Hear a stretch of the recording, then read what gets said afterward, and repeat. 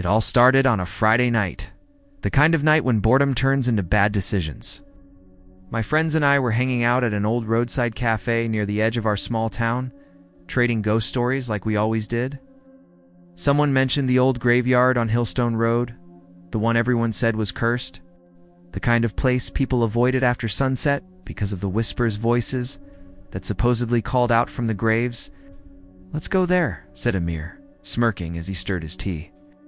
"Whoever stays inside for an hour wins." The others laughed nervously.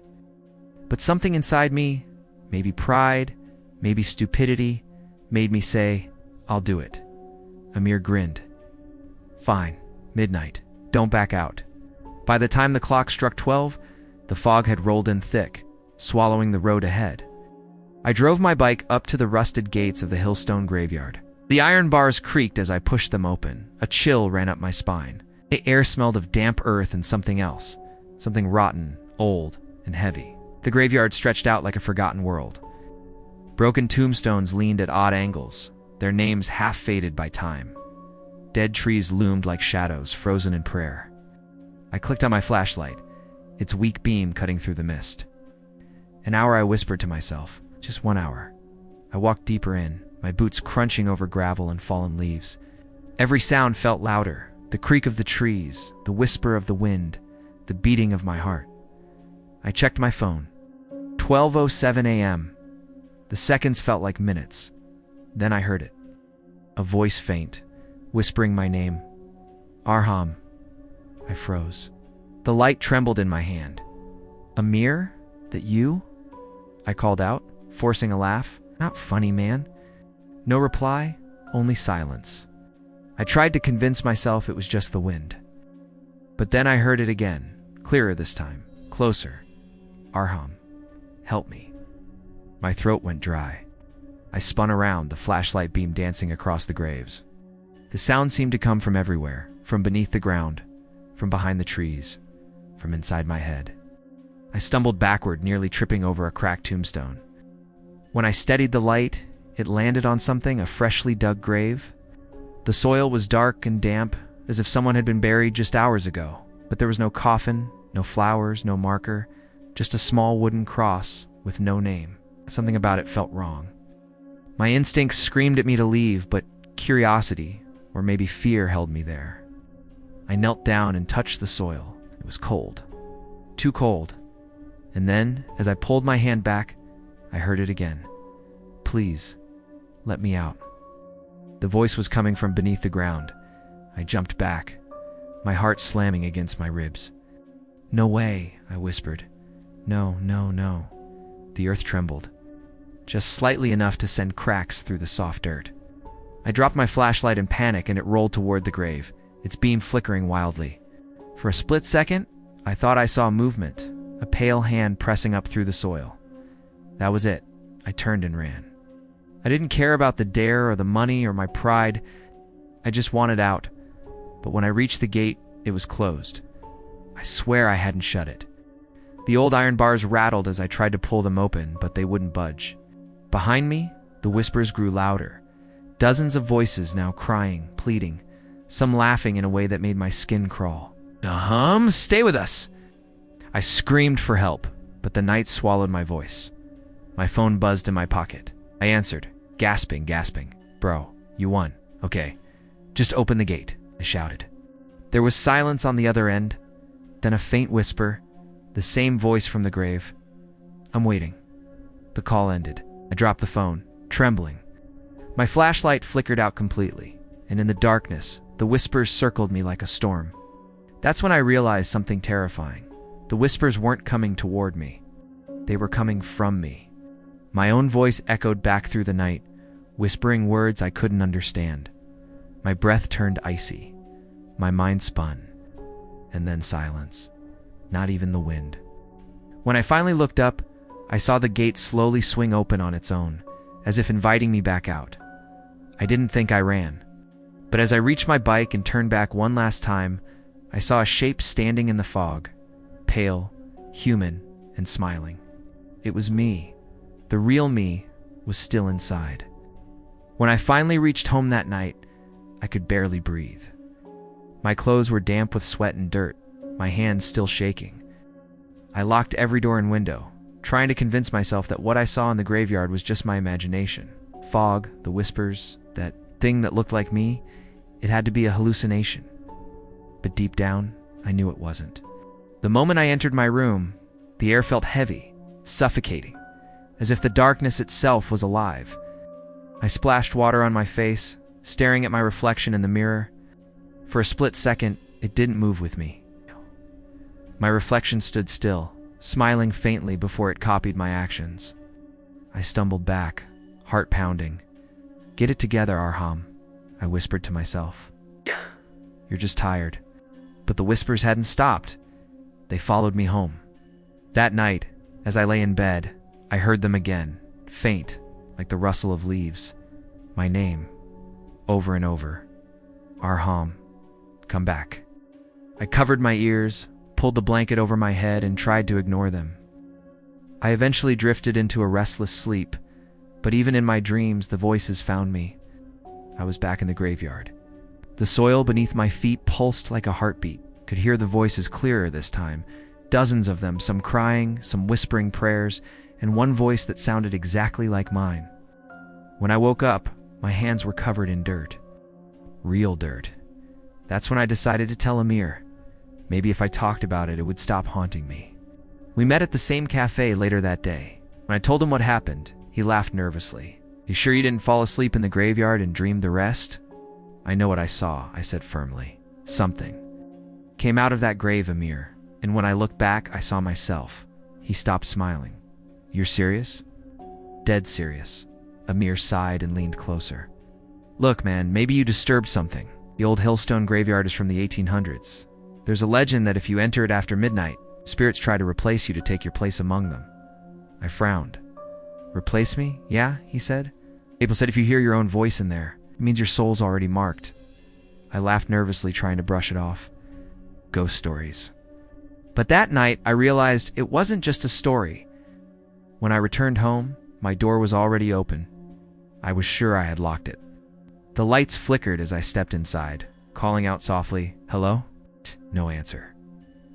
Then, from my bedroom, I heard humming, a soft, slow tune, the one I always hummed when nervous. I gripped a baseball bat and crept to the door. I pushed it open, the humming stopped. The room was empty. On my bed, the blanket was pulled back neatly. My phone lay on the pillow, even though I had left it charging in the living room. The screen was on. There was a video recording. My hand trembled as I pressed play. The video showed the graveyard. My flashlight beam moved shakily over the same graves, only this time I wasn't holding it. Someone else was recording me. The figure on the screen, my double, was walking behind me, whispering my name. "Arham, don't leave me here." I dropped the phone, breathing hard. My reflection in the mirror across the room shifted again, even though I didn't move.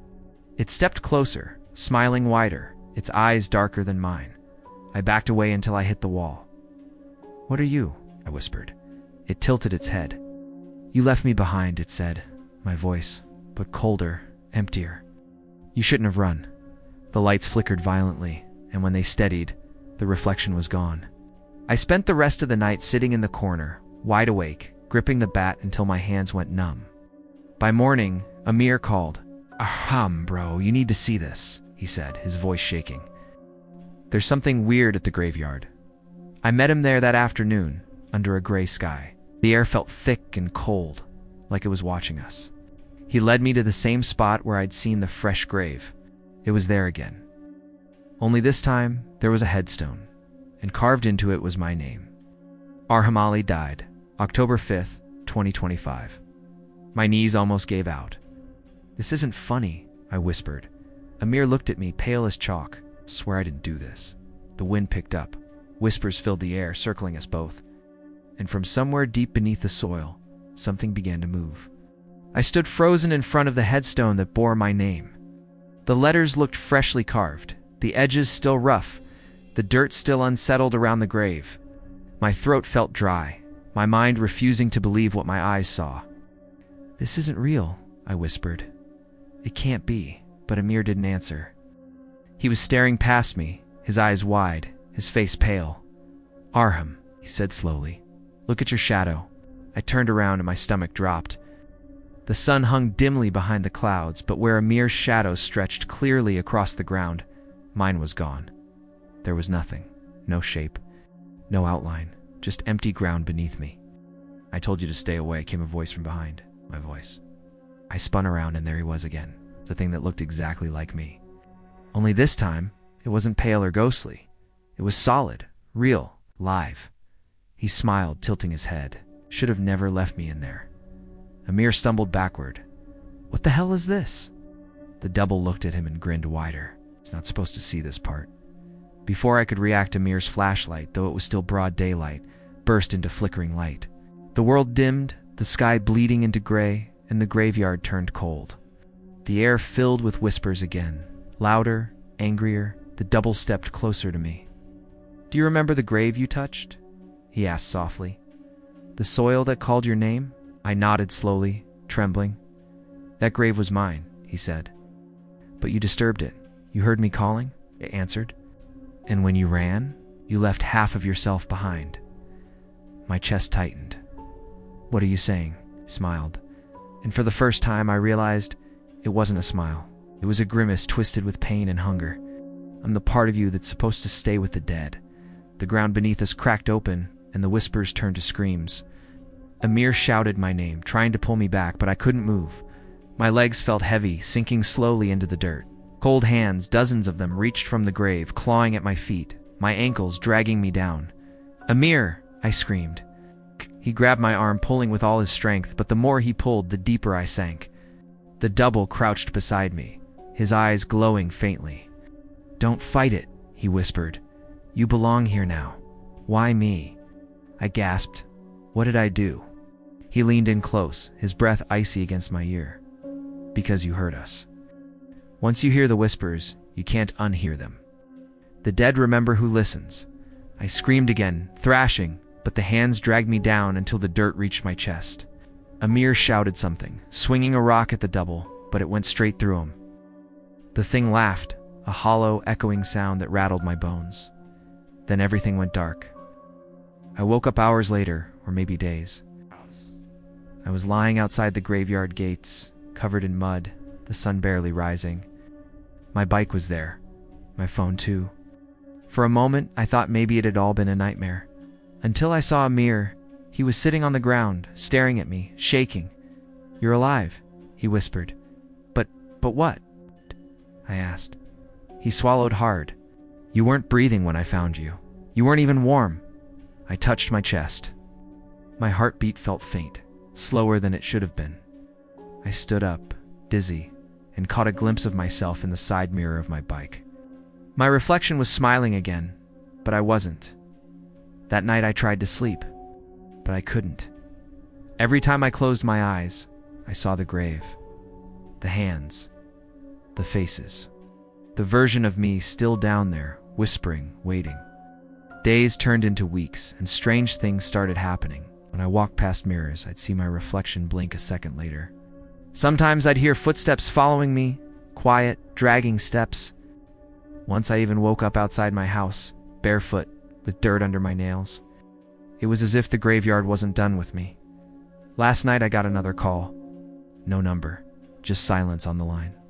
Then the same voice whispered through the static, "Your place is still empty, Arham." I hung up, my hand shaking. But when I turned around, I realized the whisper hadn't come from the phone. It came from the window behind me. And there, reflected in the glass, was my other self standing in the dark, smiling. He lifted a hand and pointed at the floor beside my bed. The sound of soil shifting filled the room. The whispers had found me again. And this time, oh, no, I don't think they're letting me go.